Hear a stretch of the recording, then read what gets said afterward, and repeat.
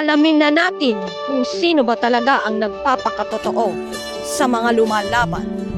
Hangalan 2025. Mayora Lelebot, kaya lang ba tumatakbo ka bilang mayora?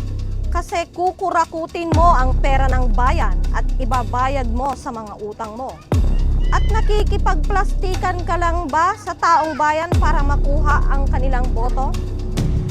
Ikaw, Mayora Simang, mangangako ka na naman ba sa mga taong bayan na ibababa ang bilihin at itataas ang sahod? Hindi man po matupad ngayon ang aking pangako, bukas at magpakailanman. Maalala ko pa kaya o maalaala ko pa kaya? O di kaya naman niloloko man na naman ang mga taong bayan? Mayora Biba, lumalaban ka lang ba para makasali ang pamilya mo sa mga ayuda? O umaarte ka lang na makisalamuha para makuha ang simpatsya ng taong bayan? Umaarte ka, parang artista. Bayan ko, mahal, sino ba ang dapat mong ilagay? Ay, wag mo po akong kalilimutan ha. Number 101 sa balota, Viva Maharlika.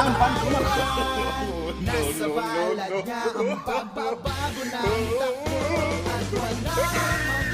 Ikaw, Mayora Kuring, lumalaban ka ba para magkaroon ng kapangyarihan, makontrol ang mga proyekto at negosyo dahil gusto mong ikaw ang maging kasosyo?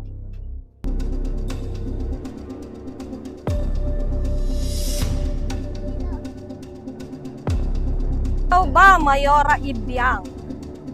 Pag ikaw ba ang nanalo, gagamitin mo lang ba ang posisyon mo para maghiganti kay Simang B? Dahil alam naman natin na siya ang pumalit sa iyo sa pwesto. Maghihiganti lang ba Huwag ang niyo po akong pagbabalik mo? kakalimutan sa darat. Ikaw, Mayora Daniela, lumalaban ka lang ba ulit para matustusan ang luho mo at makapag-travel ka around the world? O di naman kaya ilustayin mo ulit ang pera at pondo ng bayan?